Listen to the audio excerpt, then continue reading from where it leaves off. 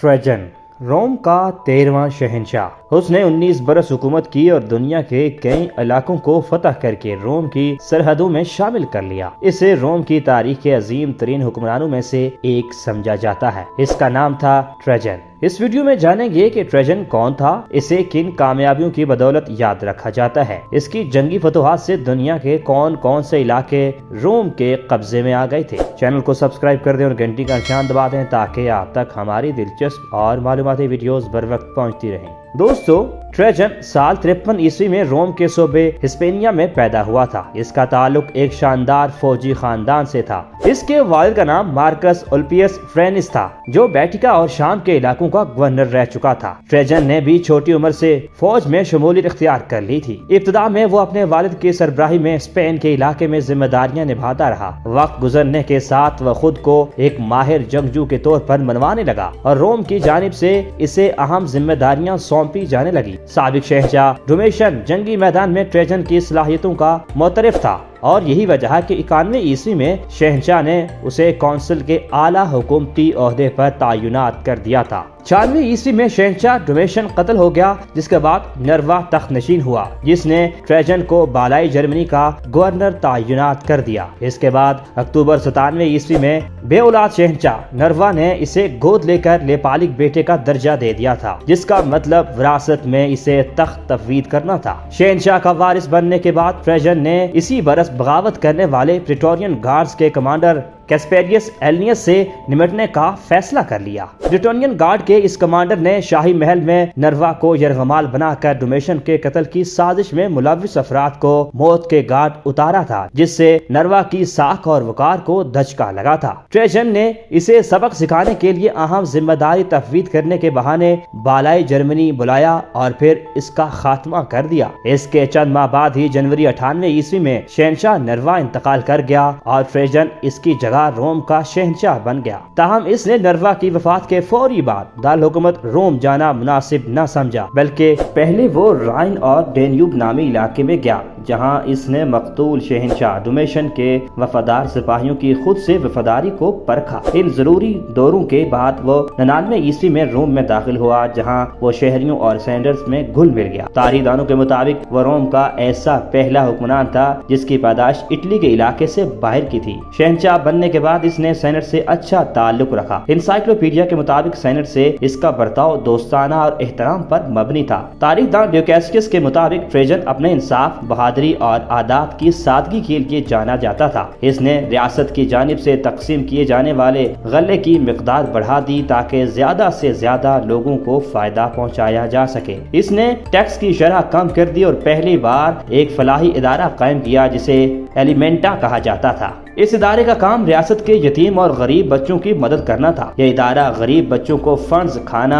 اور مفت تعلیم فراہمی کا ذمہ دار تھا۔ ٹریجن نے خراب سڑکوں کی تعمیر و مرمت کرنے کے ساتھ ساتھ نئے پل، آبی گزرگاہیں اور عوامی غسل خانے قائم کیے۔ اس نے نروا کی پالیسی جاری رکھتے ہوئے سیاسی قیدیوں کی رہائی کو یقینی بنایا اور جن لوگوں کو ڈومیشن نے جلا وطن کر دیا تھا انہیں روم لوٹنے کی اجازت دے دی۔ ان اقدامات کے ساتھ ساتھ ٹریجن نے بہترین گورننس کو یقینی بنانے کے لیے کئی اقدامات اٹھائے۔ اس نے صوبوں میں اہل اور ایماندار عہدیدار تعینات کیے۔ جن صوبوں کو زیادہ مشکلات کا سامنا تھا وہاں اس نے خاص افراد کا انتخاب کر کے انہیں ذمہ داریاں سونپی۔ انسائکلوپیڈیا کے مطابق ایک ایسا ہی شخص پلینی دی ینگر تھا جو ایک نامور وکیل ہونے کے ساتھ ساتھ مشہور مصنف بھی تھا۔ ٹریجن نے اسے بیتھینیا پونتس نامی صوبے کی سربراہی سونپی اور بذریعہ خط و کتابت اسے اچھی حکومت کی تلقین کی۔ کہا جاتا ہے کہ بطور شہنشاہ اسے اچھی حکمرانی اور عوامی فلاح دونوں کی یکساں فکر تھی۔ تاہم اس کے عظیم ترین کارناموں کا تعلق حکومتی میدان کے بجائے جنگی میدان سے تھا۔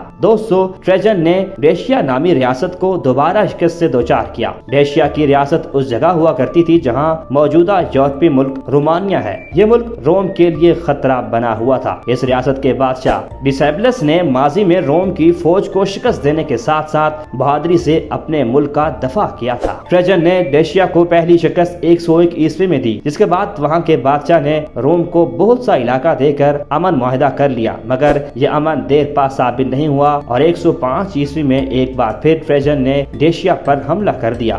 इस बार डेशिया के हुक्मरान के बहुत से साथियों ने इसे धोखा देकर रोम की फौज का साथ दिया, जिससे डेशिया को शिकस्त हो गई। रोमन फौज ने फतह के बाद डेशिया के दारुल हुकूमत में जाकर सारा खजाना लूट लिया और रोम भिजवा दिया। पकड़े जाने के खौफ से डेशिया के बादशाह डिसेबलस ने खुदकुशी कर ली। ट्रेजन की फौज ने इसका सर काट कर रोम पहुंचा दिया, जहां इसे अवामी नुमाइश के लिए पेश किया गया। फतह के बाद ट्रेजन ने डेशिया को रोम का सूबा बना लिया, ताहम मुस्तकबिल में रोम को खतरात से बचाने के लिए लाखों लोगों को वहां से निकालकर सल्तनत के दीगर इलाकों में बसाया गया, जबकि इनकी जगह रोम के शहरियों को लाकर आबाद किया गया और यूं डेशिया रोम के लोगों की सरजमीन में तब्दील हो गया। मुआर्खिन के मुताबिक इन मुकाबलों में 10,000 से ज्यादा ग्लैडिएटर्स शरीक हुए और 11,000 से ज्यादा जानवर मारे गए थे। इस दौरान साल 105 और 106 ईस्वी में ही ट्रेजन के एक जनरल ने नबाटियन नामी लोगों की रियासत को रोम में जम कर लिया। वर्ल्ड हिस्ट्री इंसाइक्लोपीडिया के मुताबिक नबाटियन रियासत के लोग खाना बदोश अरब थे और इनकी ये रियासत मौजूदा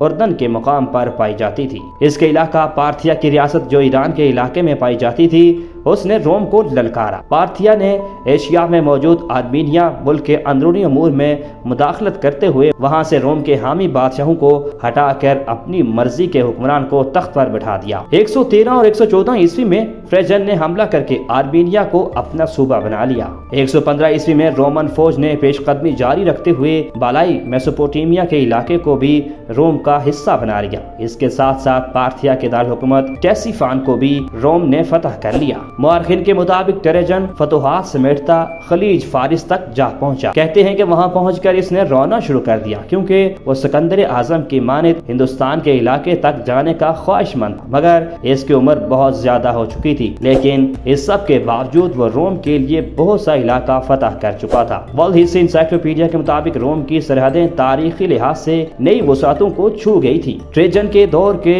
इन फतुहात ने जहां रोम के ज़ेरे हुकूमत इलाके में बेपनाह इजाफा किया, वहीं मफ्तूहा इलाकों से लूटी गई दौलत मुल्क की खुशहाली का सबब बनी। इसके बाद 116 ईस्वी में मेसोपोटामिया ने बगावत कर दी। तारीखदानों के मुताबिक ट्रेजन बागियों के खिलाफ लड़ते हुए मरते मरते बचा था। दुश्मन ने इसका निशाना लेकर तीर मारा था, ताहम तीर का शिकार इसका मुहाफिज बन गया। मेसोपोटामिया के इलाके रोम के मशरकी इलाकों में यहूदियों की जानिब से भी बगावतें हुई। कहा जाता है कि इस वक्त बीमारी के सबब ट्रेजन की जिस्मानी हालत खराब थी, इसलिए इसने एशियाई इलाकों से रोम लौटने का फैसला किया। वापसी पर जब वो सिलेशिया नामी इलाके पहुंचा तो वफात पा गया। दोस्तों, तो ये थी रोम के 113वें शहंशाह ट्रेजन की कहानी। उम्मीद है आपको हमारी आज की वीडियो पसंद आई होगी। इंशाअल्लाह अगली वीडियो में कदीम रोमन तहजीब के बारे में मजीद दिलचस्प और हैरत अंगेज मालूमात आपके सामने रखेंगे। तब तक के लिए अल्लाह हाफिज।